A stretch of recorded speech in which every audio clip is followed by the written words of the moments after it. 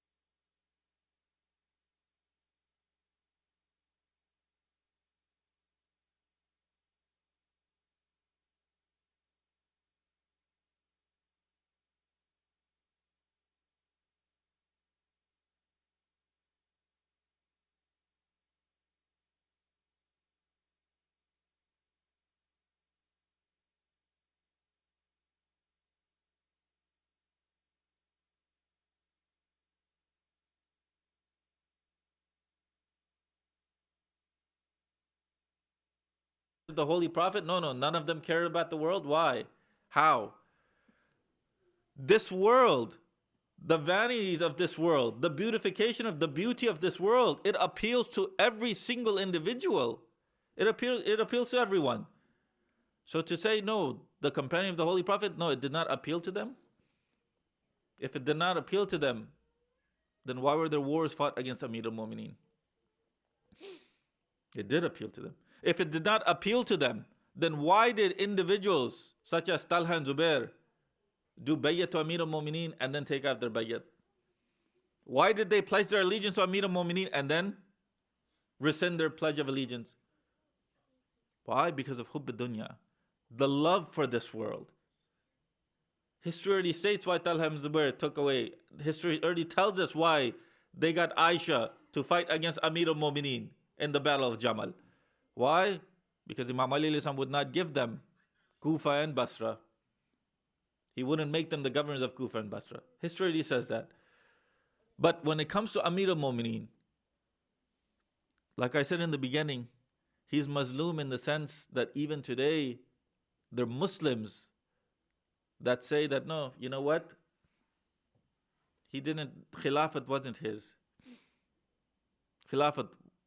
So let's look at the history of Amir al-Mu'mineen al-Islam and compare it to the history of the other Khulafa, the other companions of the Holy Prophet, to see which of the companions were truly worthy of Khilafat and which weren't. When it comes to the nuzul of Amir, inshallah, these are some words that I'm using in the coming days. We'll go into why I'm using certain words. When it comes to the nuzul of Amir al-Mu'mineen, if you don't like that word nuzul, when it comes to the birth of Amir al-Mu'mineen, where was Amir al-Mu'mineen born? In the Kaaba. What is the Kaaba? The house of Allah subhanahu wa ta'ala. What does Allah subhanahu wa ta'ala say about the Kaaba? Allah subhanahu wa ta'ala says about the Kaaba that this Kaaba is the first house that was created on this earth for what?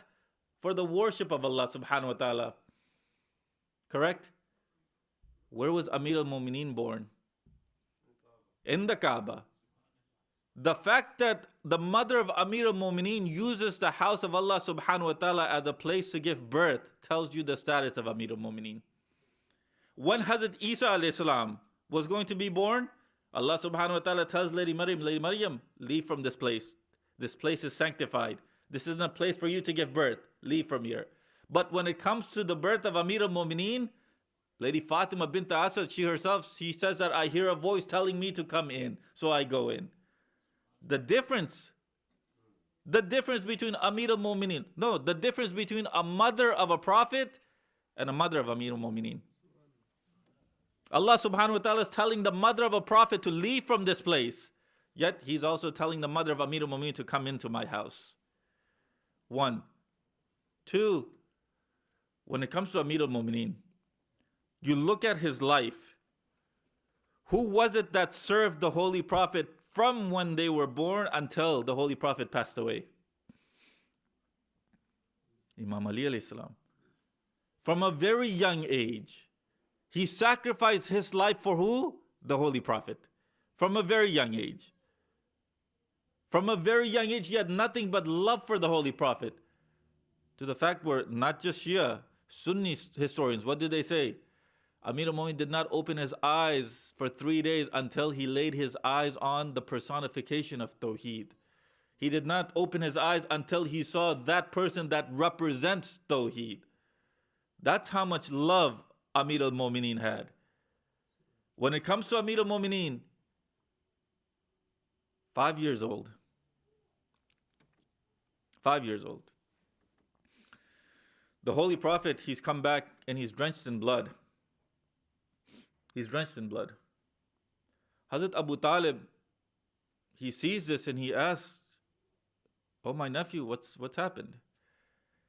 And the Holy Prophet says, "Oh, uncle, every time I go out and I do tabligh, the kuffar, the mushrikeen of Makkah, they let their kids loose, and they tell their kids to throw rocks, and they throw rocks and stones at me.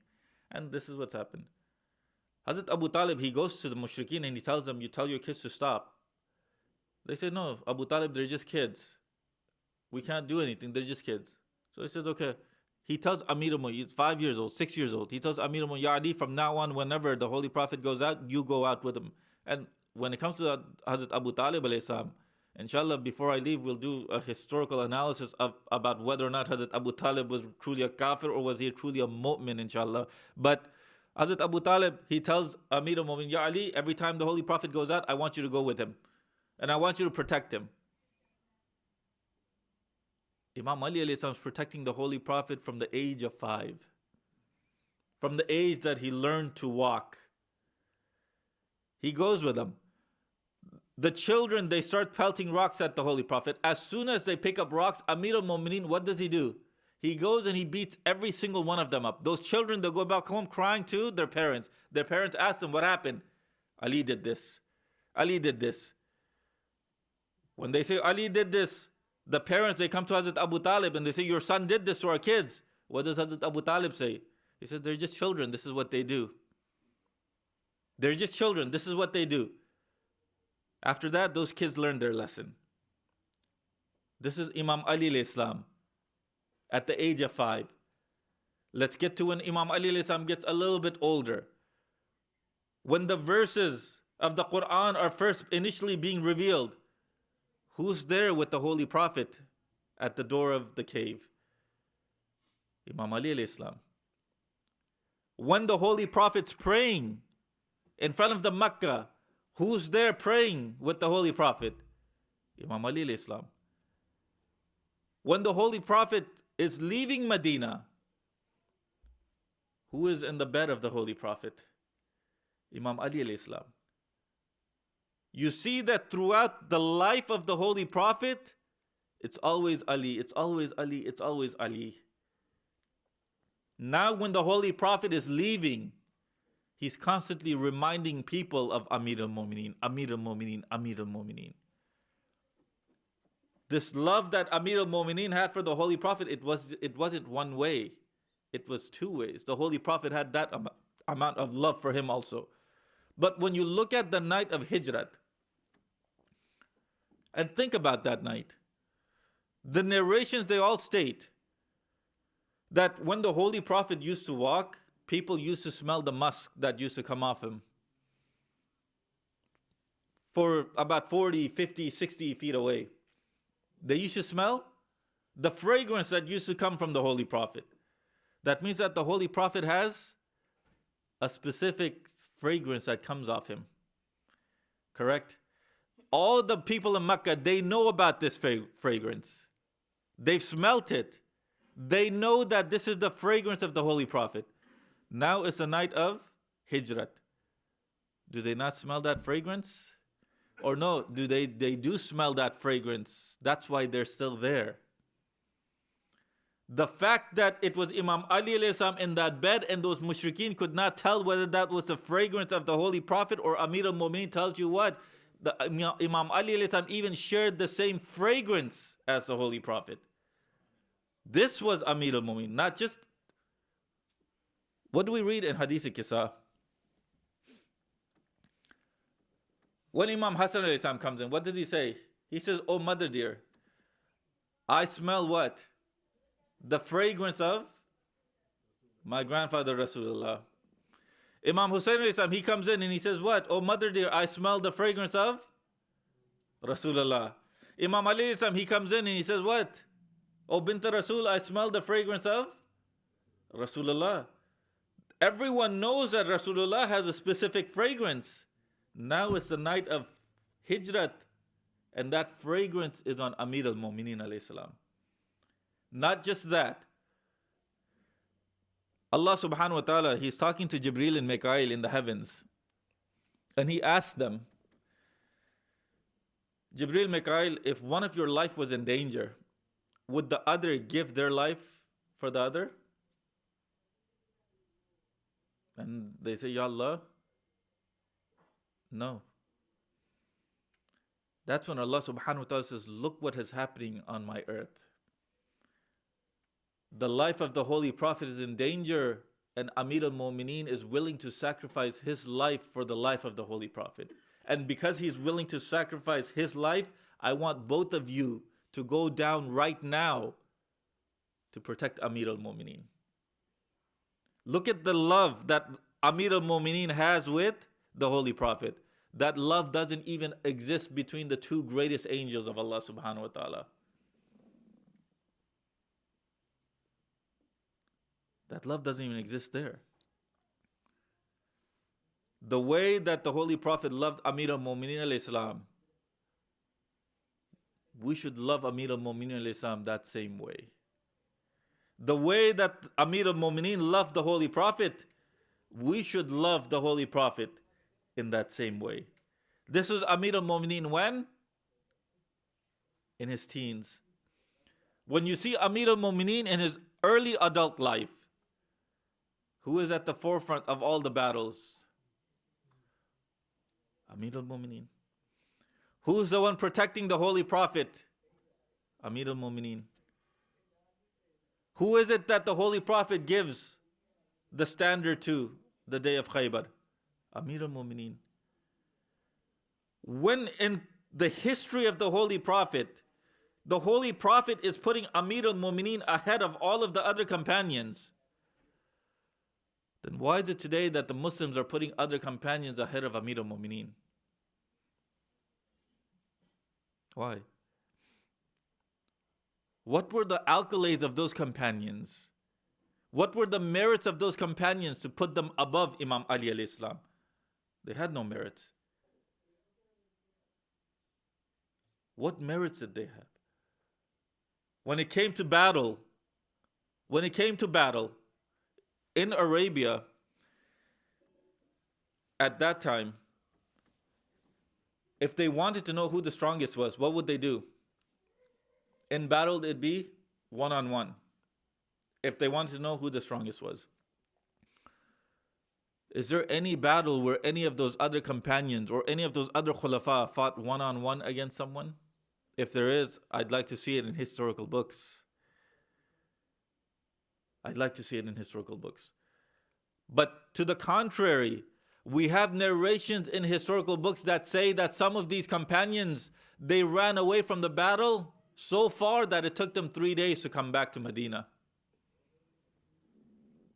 They ran away so far from the battlefield that it took them 3 days to come back to Medina.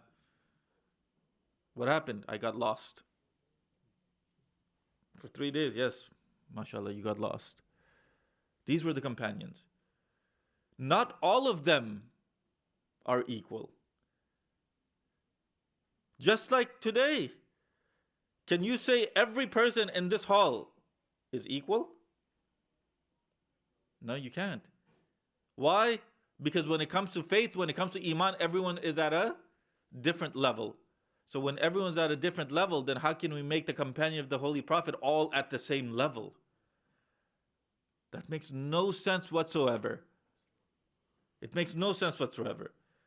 It's only human nature that this human being, it also has its eyes to the world. And you see that some of those companions, for example, after Talha passed away, how many million dinars came out of his house? Million dinars. Millions of dinars. Zubair, millions of dinars. Where did this come from? You look at Usman. You look at Banu Umayyah. Usman was murdered. Why? Because he was mismanaging the Islamic government. That's why he was murdered. He was mismanaging the Islamic government. It's not easy to run the government and say this is a government by Allah subhanahu wa ta'ala. If it's a government by Allah subhanahu wa ta'ala, then the person that's running it needs to be the representative of Allah subhanahu wa ta'ala. Why? Because they're the only ones who know how to run it. But you had every type of individual come. I ask everyone, leave the first three Khalifas. I asked the Muslims, was Muawiyah truly an individual who should have run the Islamic Ummah? Was Yazid truly an individual? Yazid, was he truly an individual who should have had control over the Islamic Ummah? Yet he's Khalifa. Someone who would drink openly, he's the one who's running the lives of the Muslims? Someone who fought against the representative of Allah subhanahu wa ta'ala, he's the one who's supposed to control the lives of the Muslims? Is this not injustice?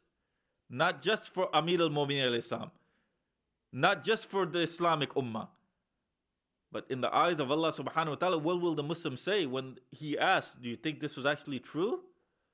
That yes, these individuals were my representatives?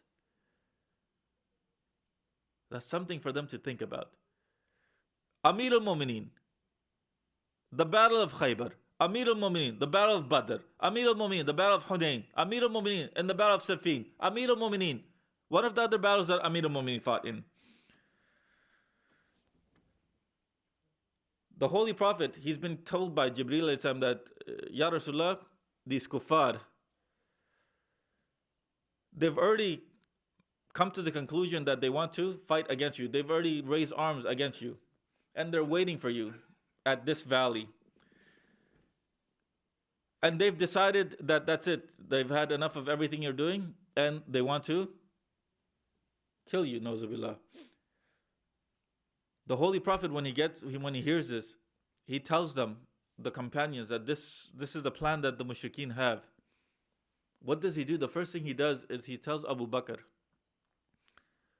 go with these soldiers, 3,000. Some of the narrations, they say that it was about 3,000 soldiers. Go with these 3,000 soldiers, and the first thing I want you to do is invite them to Islam. If they don't want to come to Islam, and they're engaged or they really truly want to fight, then I want you to fight against them. Then these are the two commands of the Holy Prophet. The only two commands of the Holy Prophet. Abu Bakr goes, when he gets there, the mushrikeen, the commander of the army of the mushrikeen, he comes out and he tells Abu Bakr, we don't have any quarrels with you. Our fight isn't with you. Our fight is with Prophet Muhammad. His words, our fight is with Muhammad and his cousin Ali. If you want, you can go back. Abu Bakr, he wants to go back. When he wants to go back, the companions, they tell Abu Bakr, what are you doing? The Holy Prophet gave us a command. He told us to invite them to Islam. If they don't accept and they want to fight, it's our duty to fight. Abu Bakr tells, no, you don't understand. We're going to go back. They go back. When they go back, the Holy Prophet gets angry at him for disobeying his command. Then he tells Umar the same thing. Take the same soldiers, go. Invite them to Islam. If they don't accept, then I want you to fight them. Umar, he goes, the same thing happens. They tell him that our fight isn't with you. Our fight is with Muhammad and his cousin Ali. If you want to go, you can go. Umar, he comes back. When he comes back, the Holy Prophet gets angry at him too. Why? This is the command. This is my command. Then what does he do? He finally sends Amir al-Mu'minin. Amir al-Mu'minin asks him, Ya Rasulullah, what is it that you want me to do? The Holy Prophet gives him the same two commands. Ya Ali, I want you to invite them to Islam. If they don't accept and they want to fight, then I want you to fight against them. Amir al-Mu'minin says yes. He goes. But when he goes, he doesn't take the same route that the first two took. No, he goes a different route. When he goes a different route, Umar asks, he's looking at the others, and he goes, he's going to be successful in his campaign. He's going to be successful in his campaign. Before he reaches there, we should try to convince Ali to go the same route that you all went. We should try to convince him. So what did they do? They say, Ya Ali, don't go this route. This is a very dangerous route. Maybe the soldiers won't be able to take it. Imam Ali, he looks at them. He knew what they were trying to say. Imam Ali, he laughs at them. He says, no, this is the route that I'm going to go. If anyone wants to go back, they can go back. So what does he do? He goes that route. When he goes that route, he meets them. He tells them that this is my command. Either you accept Islam or prepare for battle. They tell Imam Ali that you are one of the people that we want to kill. There is no Islam. We're going to prepare for battle. before the sunrise of the next day, or when the sun was rising, Imam Ali, he strikes them so hard. He kills just about most of them, and he takes some of them in chains. That's why that battle was known as Zatul Salatul. Yes, the battle of chains. Amir al-Mu'minin, he takes them back in chains. But that's not where the ma'rifat of Amir al-Mu'minin lies. The ma'rifat of Amir al-Mu'minin lies in what the Holy Prophet said. It was Fajr time. He's been given a revelation. When he's been given that revelation, all the companions there look at the Holy Prophet and they tell the Holy Prophet, Ya Rasulullah, you had never recited these verses before. He says, yes, that's because these verses have just been revealed. Who have they been revealed for, Ya Rasulullah? They've been revealed in regards to the person who's coming right now, who's coming from this battle. Whoever this person is, these verses have been revealed about him. When they come, they see that it's Amir al-Mu'mineen who's coming on his horse. When he sees that it's Amir al-Mu'mineen, the Holy Prophet, Amir al-Mu'mineen is trying to get down. When he tries to get down, the Holy Prophet says to Ali, Ya Ali, do not come down from your horse. Ya Ali, if it wasn't that I was afraid that the Shias or this community would turn into Nusayris, they'll take you to be God, I would recite such fazail of yours that no one would be able to understand you. I would read such fazail of yours. This is Amir al-Mu'mineen. Even the Holy Prophet, what does he do? He refrains from some of the fazail of Amir al-Mu'mineen. Why? Because he was afraid of the Muslims. Even though he refrained from some of those fazail, there were still some Muslims that did not understand Amir al-Mu'mineen and they believed him to be God. Nauzubillah. And yes, Amir al-Mu'mineen punished them. Amir al-Mu'mineen did punish them. In some of the narrations, they say that Amir al-Mu'mineen actually burnt them. They burnt them.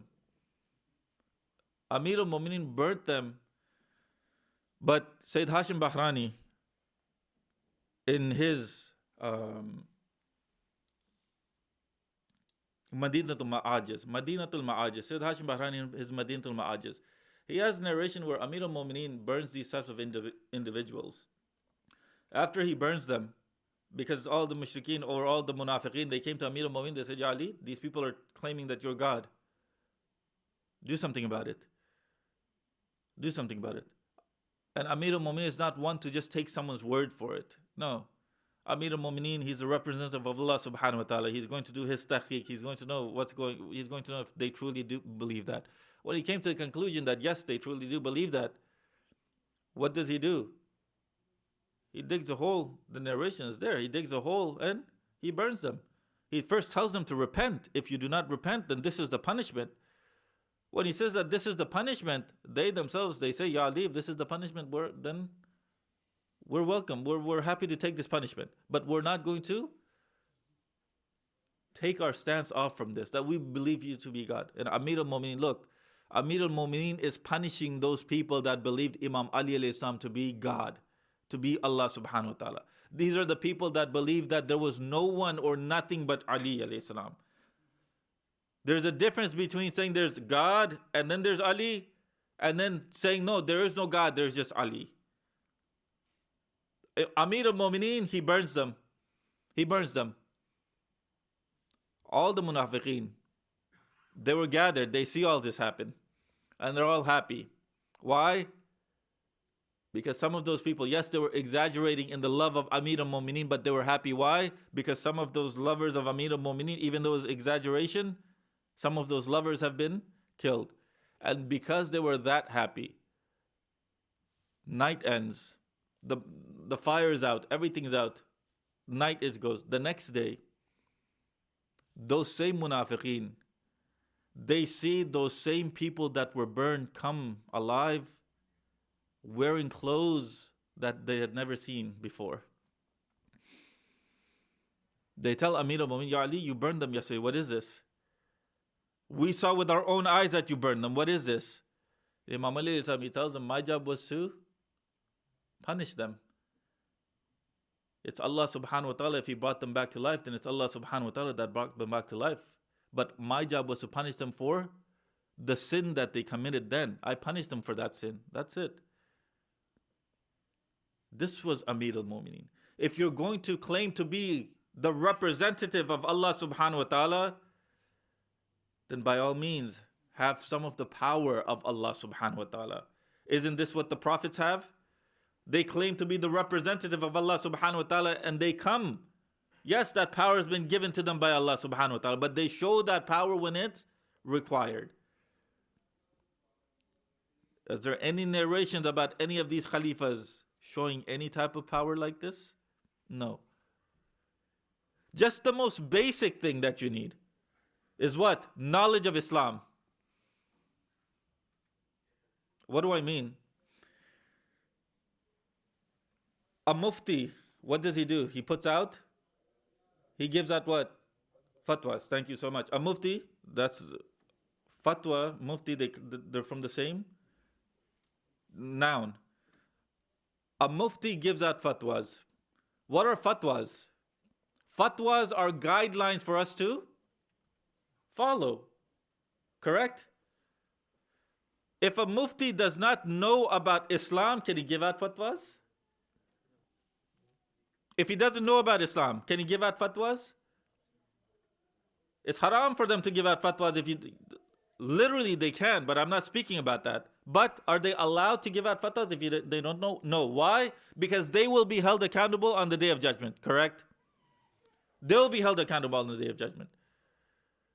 So that means that in order for you to just give fatwas for people to follow, you need to have an understanding of Islam, understanding of the laws of Islam. So when you're the head of a government, should you not have a better understanding than just a mufti? Should you not have a more complete understanding of Islam than just a mufti? You should. So did the khulafa, who were supposed to be at the peak of those individuals that understood Islam, did they have a better understanding of Islam, or did Imam Ali alayhi salam? If they had a better understanding of Islam, then why would they continue to refer to Imam Ali? Why would they continue to refer to Imam Ali? When Amir al-Mu'mineen was Khalifa, there isn't one instance where Amir al-Mu'mineen refers to someone else. There isn't one instance where Amir al-Mu'mineen refers to another companion of the Holy Prophet. No, there isn't one instance. Whereas when you come to the lives of Abu Bakr, for example, the first instance when it comes to the life of Abu Bakr was the first case that came in front of Abu Bakr. And it was a case regarding the verses of the Quran that talk about drinking wine. When it came to these verses, there was a man who was caught by the police, and they came and they accused him of drinking wine. When they brought him, the man, he just said that I didn't know that wine was haram. This is the first case that's been brought in front of Abu Bakr right after the Holy Prophet has passed away.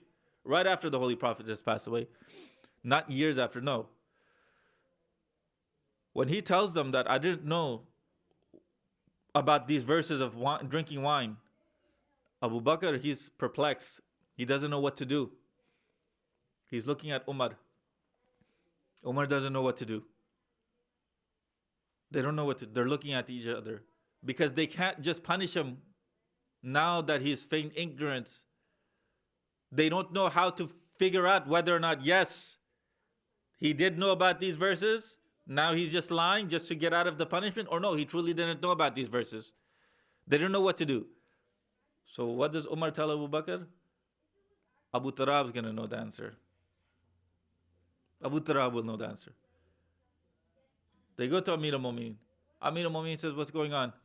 Ya Ali, this person, he's been caught like this. He's saying that he didn't know about these verses. Imam Ali, he looks at them and he goes, you guys are perplexed because of this?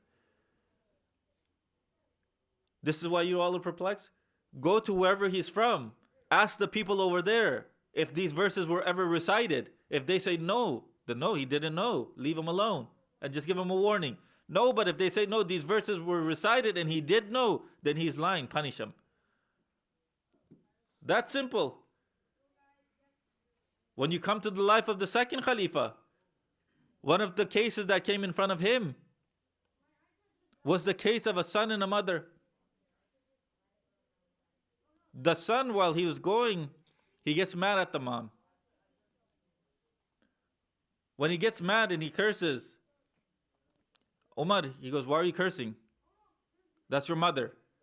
He says, because my father had left inheritance. Now she's saying that I'm not her son. And she's basically taken away all the inheritance. She's taken away all the inheritance. She's basically told everyone that I'm not her son. I'm not related to her. And she's taken everything that was mine also. Umar, he tells his soldiers to go throw him in jail. He's going to get punished. While they were carrying him, running to Amir al-Mu'mineen, Imam Ali alayhi salam, he asked them, where are you taking them? Where are you taking him? And they say to him, Ya Ali, the Khalifa has told us to take him to jail. Now Imam Ali alayhi salam, look at how much power this Khalifa has. The army is supposed to be under the control of who? The Khalifa. Meaning what? The soldiers are supposed to do what the Khalifa tells them, orders them to do. These soldiers are taking this youngster to where? To jail. They run into Amir al-Mu'mineen. Amir al-Mu'mineen turns around and he tells these soldiers, no, take him back. And they take him back. They take him back. Why would they take him back? Are they not under the control of the Khalifa of the time? They're supposed to be. But the fact that they listen to Imam Ali alayhi salam and take him back tells you what? That even these soldiers knew that whatever the Khalifa was saying was wrong. Even they knew this. They take him back. Amir al-Mu'mineen, he catches up. When he catches up, Omar, he looks at Imam Ali and he says, Ya Ali, why did you send him? I'm the one who sent him to jail. Imam Ali he says, why did you send him to jail? Because he cursed his mother and he's claiming, and now he's put tuhmat on his mother saying that she's doing this. And he goes, did you ask his mother? Have you brought her and asked her and talked to her? And he says, yes, I did. And she says, no, he's lying. This isn't my son. This isn't my son. Imam Ali, he tells him, okay, go bring her. Go bring her. And go bring me the people that also testified that this isn't her son. They go, they bring him. Imam Ali, he looks at that woman and he says to her, is this your son? She says, Ya Ali, no, this isn't my son. He asked her again, is this your son? Ya Ali, this isn't my son. He asked her a third, this isn't my son, Ya Ali. This isn't your son? No, it's not your son. Okay. Your husband has passed away, correct? Yes, he's passed away. Would you give me permission to marry you off to someone? Would you give me permission to marry you off to someone? Ya Ali, why not? You are the cousin of the Holy Prophet. Marry me off. Then I will marry you off to him for 300 dinars. I will marry you off to him for 300 dinars. That's when this lady, she gets mad. And she said, Ya Ali, you're going to marry me off to my own son? You're going to marry me off to my own son? That's when Amir al-Mu'mineen, he gets angry and he says that I just asked you 3 times. You said that this wasn't your son. Why did you make that claim? You brought 40 people to testify that this wasn't your son. If he was to go to jail and he was to be killed, it would have been on your head. Why did you do all this? And she said, Ya Ali, I'm sorry, I'll never do this again. I'll never do this again. When it came to the judgments, it was Imam Ali alayhi salam who was in the front. When it came to knowing the religion of Islam, it was Imam Ali alayhi salam in the front. When it came to protecting Islam, it was Imam Ali alayhi salam in the front. When it came to protecting Rasulullah, it was Imam Ali alayhi salam in the front. Now, after the demise of the Holy Prophet, when it comes to protecting Islam, no. Imam Ali is the 4th. Imam Ali alayhi salam is the 4th. Salli ala Muhammad wa ali Muhammad.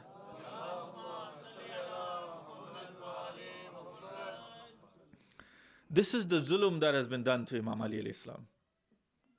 And you see that to this day, the majority of Muslims, they also have this belief. Inshallah, the next coming days, this is just the introduction. I just want to get over the historical Imam Ali alayhi salam, so then I can get into the real Imam Ali alayhi salam within the next couple of days. So when it comes to Imam Ali alayhi salam, why was his right taken away? And if you actually ponder upon that, brothers and sisters, you see that we ourselves, we do that also. That was the right of Amir al-Mu'mineen. That was the ultimate right. There's no greater right than that. Yes, we get that. But when it comes to rights of Mu'mineen, when it comes to rights of Muslimin, when it comes to the rights of the parents, when it comes to the rights of the children, when it comes to the rights of your co-workers, we also take those rights away from these individuals. Amir al-Mu'mineen himself, he says, look, every mu'min has 30 rights over another mu'min. 30 rights. One of those rights is that when that mu'min gives you an excuse, you accept that excuse. You accept that excuse. Meaning what? You invited someone for iftar. And they're not able to come. They give you an excuse. You don't hold a grudge against them and you tell them, no, you didn't come to my iftar. I don't care. Even if I'm not doing anything, I'm not going to go to your iftar. You accept their excuse. That's it. Another right a mu'min has over another mu'min. When they're ill, you go and you see them. You go and you see them. A third right a mu'min has over another mu'min, that you do dua for them. You do dua for them. Some of us, when we do dua, we'll do dua for ourselves first. We'll do dua for our parents. We'll do dua for our siblings. We'll do dua for our family. And then we'll branch out. Correct? This isn't the correct way to do dua. The correct way to do dua is the way Lady Zahra sallallahu alaihi wasallam used to do dua. She used to first do dua for the neighbors, and then she would come to the family. Imam Hassan alayhi salam, he asked her, oh mother, why you do dua for them before you do dua for us? And she says, yes, they have a right. They have a right. Dua for the neighbors and then come inside. But what do? The first person we think about is ourselves. Ya Allah, forgive my sins. If something comes out of our mouth, the first thing, Ya Allah, forgive my sins. Ya Allah, forgive the sins of all the other mu'mineen, mu'minat first. And then, Ya Allah, forgive my sins. And then, Ya Allah, forgive my sins. That's how dua is supposed to be done. Depending on what type of dua it is, the hands and where they are placed also matters. Many people don't know adab of dua. Sometimes when you do dua, the imams, they say your palms should be facing up. Sometimes when you do dua, the back of your hand should be facing up. Sometimes when you do dua, your finger should be pointing. Your finger should be pointing. One of the brothers, they asked about the finger pointing when it comes to doing salam with the ziyarat. Why do we point the finger? It doesn't matter if you point the finger. It doesn't matter if you put your hand up. But why do you point? What is ziyarat? Ziyarat, yes, I know it means visitation. I know it means to visit. I know that. No. But when you recite the ziyarat, what do you recite? Assalamu alayka, Ya Aba Abdullah, for example. What is this Assalamu alayka? What are you doing? You're sending salam. Are you not? Are you the one sending salam, or are you asking Allah subhanahu wa ta'ala to send salam?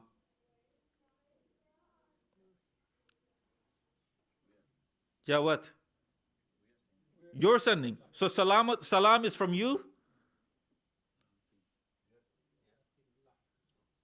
You're asking, the words are coming out of your mouth, but you don't have control over salam. You don't have control over peace. It's Allah subhanahu wa ta'ala. The ayat al-Durud that we went over a couple of days ago, where Allah subhanahu wa ta'ala says what?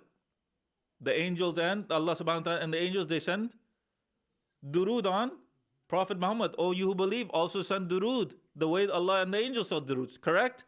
This durood is what? It's a dua. We're asking Allah subhanahu wa ta'ala to send salam. So when we say assalamu alayka, who are we asking? We're asking Allah subhanahu wa ta'ala. When you're asking Allah subhanahu wa ta'ala for something, what is that known as? I heard it. Dua. Dua. When we're asking Allah subhanahu wa ta'ala to send salam on the imams, we're doing dua that Ya Allah send salam on these personalities. But why do we put out our fingers? Like I said, there are some instances where you need to put out your finger. But the imams, they say those instances where you put out your finger and you ask for Allah subhanahu wa ta'ala for something, you should have tears in your eyes. The fact that we don't have tears in our eyes when we send salam on the Ahlul Bayt alayhim salam tells us where we are. Tells us where we are. Because this is a dua that we're doing for the Ahlul Bayt alayhim salam. And we're putting out this finger. This finger, it symbolizes something. But we don't understand what it symbolizes.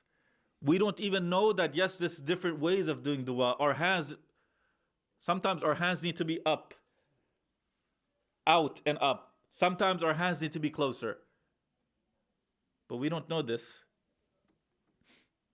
Inshallah, when we get, if I ever do a lecture on dua, we'll speak about this because this is a very important topic about dua, how to do dua, and the adab of dua.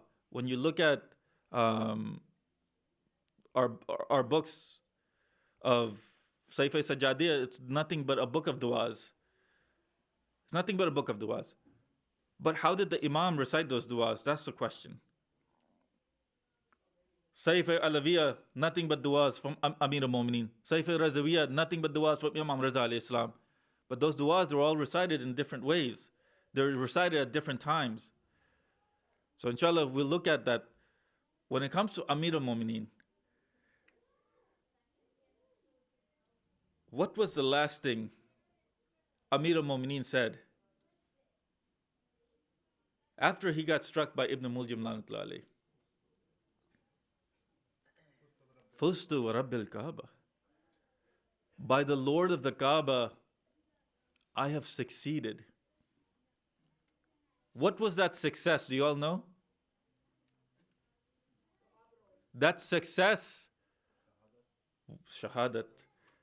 But that shahadat, how? Where?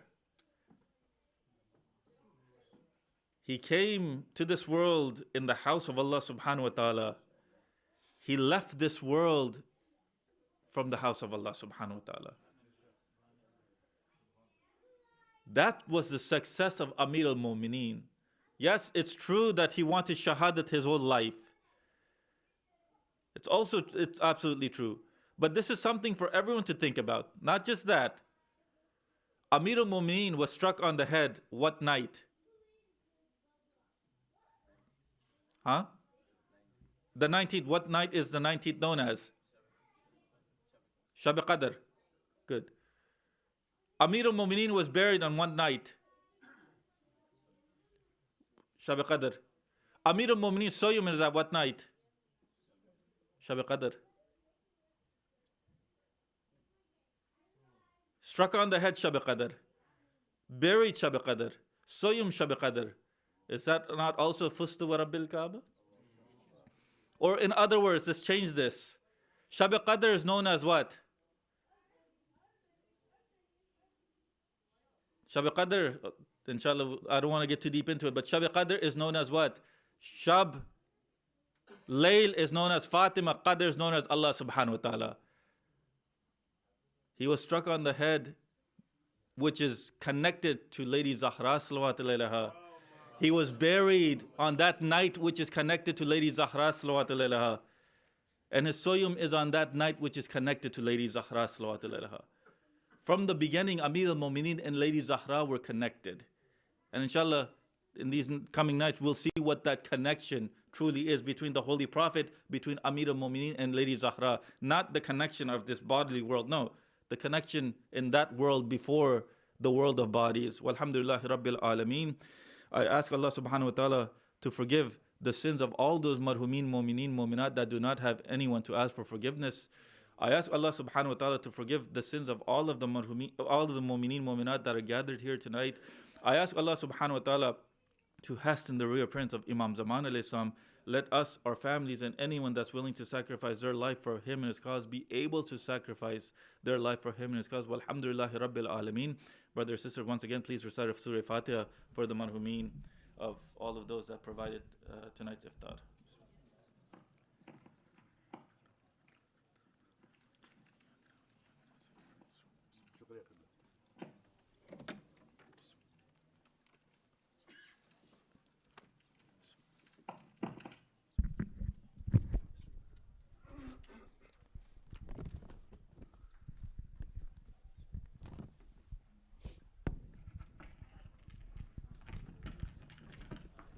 थोड़े चंद ऐलानात हैं, तशरीफ़ रखें एक minute. चंद ऐलानात हैं। सबसे पहले तो हम क़िबला का बहुत शुक्रगुज़ार हैं। क़िबला जो है रोज़े की हालत में हमें इंशाअल्लाह हर रोज़ाना 1 घंटे का लेक्चर देते हैं। इनके सेहत सलामती के लिए बहुत बुलंद सलवात भेजें। बाद ख़त्म अफ्तार इंशाअल्लाह हमारे शब क़दर होंगे, लेकिन उससे पहले जो है परचम कुशाई होगी बाहर। ये परचम जो है हम जो आप लोग हमें डोनेशन देते हैं जाफरिया को, ये उन डोनेशन से जो है जाफरिया का परचम ख़रीदा जाता है। और हमने इस साल जो है काफ़ी चीज़ें पाकिस्तान से बाई की हैं। कुछ ताबूत है, कुछ अलम है, कुछ पटके हैं। तो ये वो सब चीज़ें हैं जो आप हमें डोनेशन देते हैं, तो उनसे लिया गया है। तो इसमें जो है इस डोनेशन में, इस परचम में, इस ताबूत में आप सबको जो है सवाब दायरन मिल रहा है। इसमें आप सब की तौफ़ीक़ात के इजाफ़े के लिए एक बुलंदतर सलवात भेजें। मजालिस शहादत इमाम अलैहिस्सलाम इंशाअल्लाह तुम्हारा स्टार्ट हो रही हैं। 5:45 पे मजलिस शुरू हो जाएगी। आप लोग प्लीज़ वक्त की पाबंदी रखें ताकि हम मजलिस जो है हम वक्त ख़त्म कर सकें। तीनों दिन मजलिसें 5:45 पे स्टार्ट होंगी। शुक्रिया।